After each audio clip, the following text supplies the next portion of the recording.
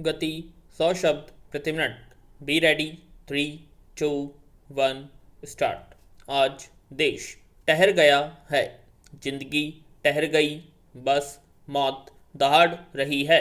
विश्व देश के क्रदन को सुन रहा है, चारों ओर देश का अपमान हो रहा है, किंतु सत्ता की केंद्रीभूत अनुभूति लुप्त है।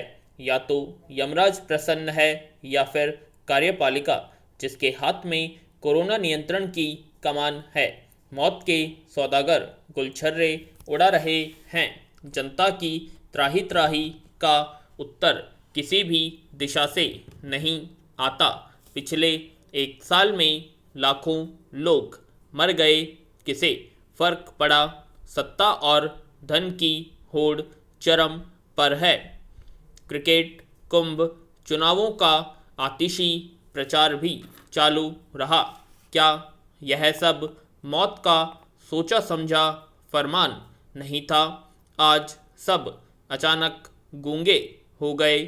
जनता मरने को मजबूर है। जनप्रतिनिधि भी बहती गंगा में हाथ धो रहे होंगे। पैरा देश में तंत्र 3-13 हो चुका है। केंद्र और राज्यों के बीच सिर्फ राजनीति अथवा आरोप प्रत्यारोप चल रहे हैं। पहले तो दवाइयों और अस्पतालों, वैक्सीन और ऑक्सीजन आपूर्ति पर ही राजनीति होती थी।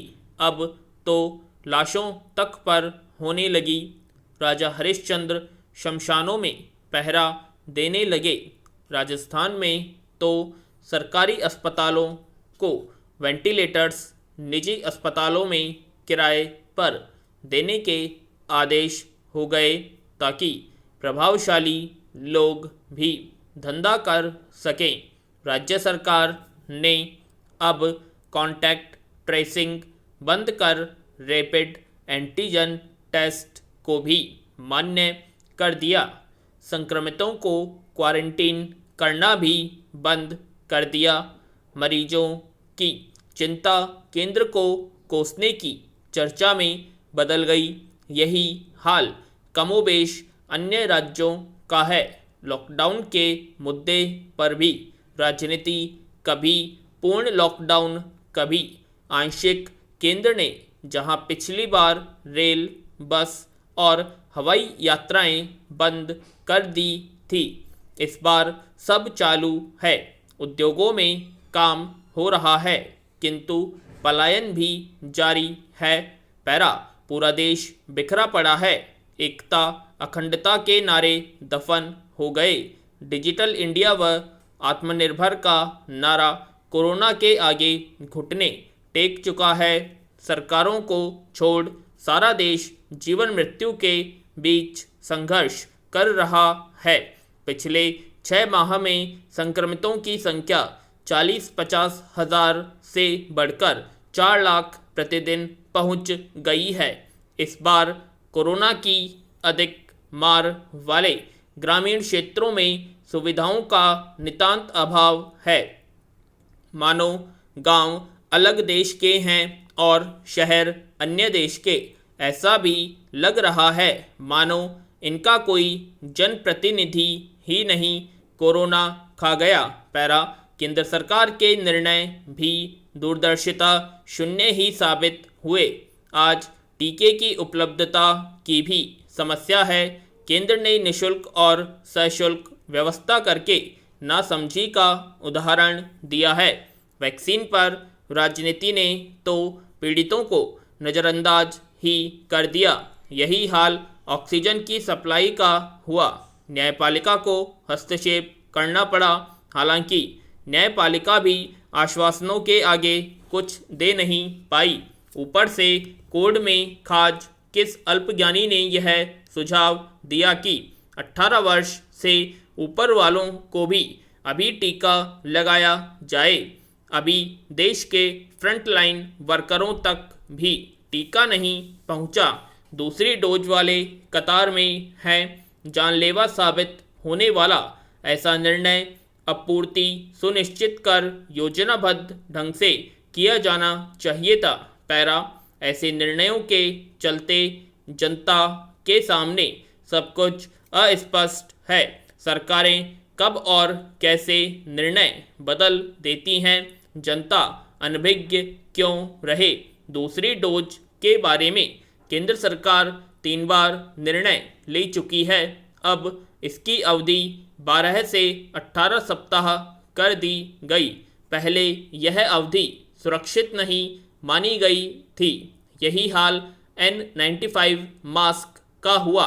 कंटेनमेंट जोन में अब तो 10% संक्रमण पर लॉकडाउन के निर्देश आ गए। कल क्या बदल जाएगा, कुछ नहीं कहा जा सकता। पैरा प्रश्न यह है कि केंद्र सरकार हालात को आपातकाल के रूप में स्वीकार करेगी। क्या कुछ बड़े देशव्यापी निर्णय लेकर जाने बचाने का युद्ध स्तर पर अभियान चलाएगी? क्या संपूर्ण देश को एक डोर में बांधकर विश्व को देश की अखंडता और दक्षता का परिचय देगी? क्या विदेश मंत्री नहीं पढ़ रहे विदेशी मीडिया की भाषा? सभी राज्य विदेशी वैक्सीन आयात के लिए आपस में लड़ रहे हैं। यह कार्य तो राष्ट्रीय स्तर पर होना चाहिए। पूरा देश एक प्रश्न पर आकर ठहर गया है, संसद मौन क्यों है? यह देश की सर्वोच्च प्रतिनिधि सभा है, जिसमें कोने कोने का प्रतिनिधित्व है। आपातकाल में सत्र के लिए क्या सामान्य नियमों का आश्रय सही होगा? क्या पिछला बजट सत्र नवाचार का उदाहरण नहीं? यह सही है कि सत्र आज पूर्णतः व्यक्तिश नहीं हो सकता। वैसे भी अगला सत्र जुलाई में होना है। 4 लाख लोग प्रतिदिन के हिसाब से जुलाई तक कितने संक्रमित हो चुके होंगे? गांवों की स्थिति को देखते हुए चुनाव वाले राज्यों की भावी संख्या की सोचें तो आंकड़ा 5 लाख के पार ही होगा। और मर कितने जाएंगे? वैक्सीन की आपूर्ति संदिग्ध है। विदेशों की नकल पर फैसले करने वाले ये अधिकारी ही क्यों नहीं संसद सत्र बुलाकर दिखा सकते? विदेशों में भी वर्चुअल सत्र हो रहे हैं। हालांकि वर्चुअल सत्र का प्रावधान संविधान में नहीं है। उस वक्त तकनीकी ही उपलब्ध नहीं थी। आज तो है। सरकार को मंत्रिमंडल की बैठक में वर्चुअल सत्र का प्रस्ताव तुरंत पारित करना चाहिए। अन्य दलों के शीर्ष नेताओं को भी विश्वास में लेना होगा। जुलाई के सत्र में इसे कानूनी मान्यता दिलाई जा सकती है। पैरा आज जब हम सुझावों और आलोचनाओं को सुनने के बजाय दुत्कार देते हैं, तब लोकतंत्र के स्वरूप पर प्रश्न खड़े हो जाते हैं। सत्र बुलाया गया तो प्रत्येक सांसद से क्षेत्रवार मौतों का ब्यौरा भी मिलेगा।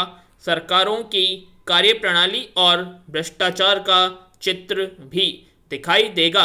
कहाँ चूक हुई, कहाँ अव्यवस्था हुई, राजनीति हावी रही, सब कुछ सामने आ जाएगा। हालांकि राष्ट्रपति भी आपातकाल में सत्र को आहूत कर सकते हैं। पूर्ण विराम।